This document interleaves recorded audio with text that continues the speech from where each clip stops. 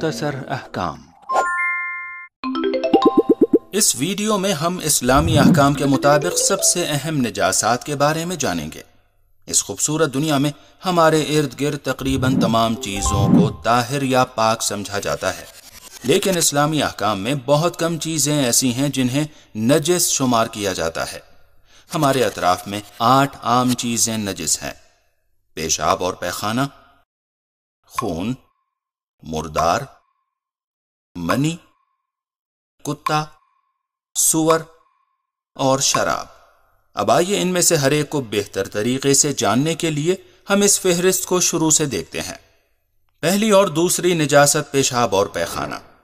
سوال: کیا تمام جانوروں کا پیشاب اور پیخانہ نجس ہے؟ نہیں، تمام کا نہیں، بلکہ ان میں سے کچھ جانوروں کا پیشاب اور پیخانہ نجس ہے۔ مثال کے طور پر بھیڑ، گائے اور مچھلیوں کا پیشاب اور پیخانہ نجس نہیں ہے، لیکن کتے اور بلی کا نجس ہے۔ اب سوال یہ کہ اس قسم کے جانوروں میں کیا فرق ہے؟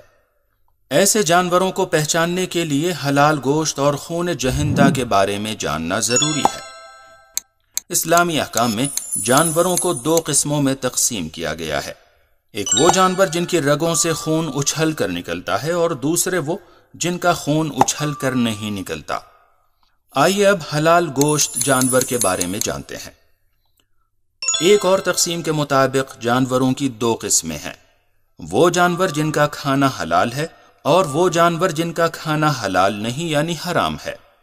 کون سا جانور حلال اور کون سا حرام ہے، یہ ایک بڑا موضوع ہے، اور اس بارے میں معلومات کے لیے اسلامی احکام کی کتاب توضیح المسائل کی طرف رجوع کریں۔ اب ہم واپس نجس چیزوں پر آتے ہیں۔ ان جانوروں کا پیشاب اور پیخانہ نجس ہے جو خون جہندہ یعنی اچھلنے والا خون رکھتے ہیں، اور ان کا گوشت حرام ہوتا ہے۔ یاد رہے کہ حرام گوشت اور خون جہندہ والے جانور۔ تو اس کے مطابق شیر کا پیشاب اور پیخانہ نجس ہے، اور اسی طرح بندر، چوہے، بلی، دریائی گھوڑا وغیرہ کا بھی پیشاب اور پیخانہ نجس ہے، لیکن بھیڑ، گائے، اونٹ، بکری اور بھینس کا پیشاب اور پیخانہ نجس نہیں ہے، کیونکہ ان کا گوشت حلال ہے۔ اب ایک سوال یہ کہ کیا چیل کا فضلہ نجس ہے؟ جواب دینے کے لیے آپ کے پاس 3 سیکنڈ ہیں: ہاں یا نہ، شاید ہاں یا شاید نہ، یا ان میں سے کوئی بھی نہیں۔ ہمارے علماء کے مطابق صحیح جواب ہے کہ وہ نجس نہیں ہے۔ حالانکہ چیل خون جہندہ رکھتی ہے، لیکن بعض علماء اس تقسیم سے تمام پرندوں کو خارج کرتے ہیں۔ تیسری نجاست خون ہے۔ اس میں انسانوں کا خون اور خون جہندہ رکھنے والے جانور کا خون شامل ہے۔ ایک بار خون بدن کے باہر آ گیا تو اسے نجس سمجھا جائے گا، اور خون جہندہ نہ رکھنے والے جانور جیسے مچھلیاں اور کیڑے مکوڑے، ان کا خون نجس نہیں ہے۔ اب ایک اہم سوال: اکثر جب ہم حلال گوشت خریدتے ہیں تو گوشت میں کچھ خون لگا ہوتا ہے، کیا یہ خون نجس ہے؟ نہیں، یہ خون پاک ہوتا ہے، کیونکہ جانور کو اسلامی احکام کے مطابق ذبح کیا گیا تھا۔ صرف وہ خون جو ذبح کرتے وقت ذبیحے کی گردن سے نکلا ہے وہ نجس ہے۔ جانور جب زندہ نہیں رہتے اور خون نکلنا بند ہو جاتا ہے تو جو خون بدن میں باقی رہ جاتا ہے وہ پاک ہے۔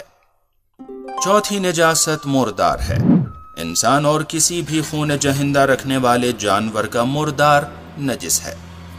اگر کوئی جانور اسلامی احکام کے مطابق نہیں مرتا، جیسے کسی حادثے یا بیماری کی وجہ سے مر جائے، تو اسے مردار ہی سمجھا جاتا ہے، چاہے وہ جانور حلال گوشت رہا ہو یا حرام گوشت۔ مردار کے زیادہ تر اعضاء نجس ہیں۔ مثال کے طور پر اس کی کھال، گوشت، چمڑا اور اس سے بنی ہوئی تمام چیزیں نجس ہیں، لیکن خون جہندہ نہ رکھنے والے جانور جیسے مچھلی کا مردار نجس نہیں ہے۔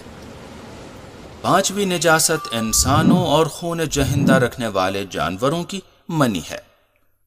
6ٹھی اور 7ویں نجاست کتا اور سور اور ان کے تمام اعضائے بدن ہیں، چاہے زندہ ہوں یا مردہ۔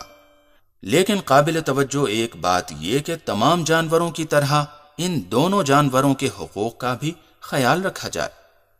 8ویں نجاست انگور سے بنی وہ شراب ہے جس میں نشہ ہوتا ہے۔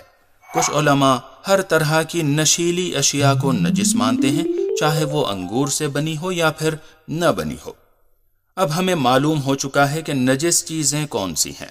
آئیے اب ہم عام قوانین کا جائزہ لیتے ہیں۔ 1. نجس ہونے کا مطلب کسی چیز کا میلا یا گندا ہونا نہیں ہے۔ کچھ چیزیں بالکل صاف ہو سکتی ہیں، یہاں تک کہ ان کے جراثیم بھی ختم ہو جاتے ہیں، لیکن پھر بھی وہ نجس ہوتی ہیں، اور اسی طرح اس کے برعکس۔ مثال کے طور پر آپ ایک سور کو دھو کر جراثیم سے تو صاف کر سکتے ہیں، مگر پھر بھی وہ نجس رہے گا۔ 2.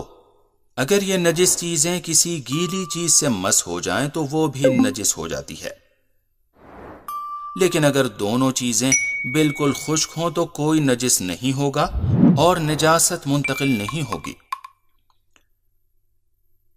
3.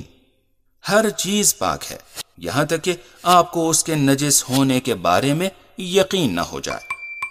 تو مجھے لگتا ہے کہ نجس ہے، یا شک ہے کہ پاک ہے، یا سوچتے ہیں کہ نجس ہے، ان جیسی باتوں کی کوئی اہمیت نہیں ہے، اور ایسے شکوک پر کوئی توجہ نہیں دینی چاہیے، اور یہاں تک کہ اس کے بارے میں تحقیق کرنا بھی ہماری ذمہ داری نہیں ہے۔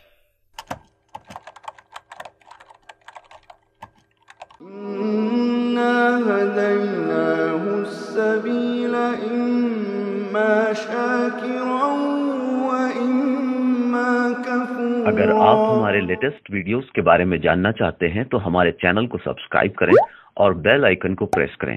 شکریہ۔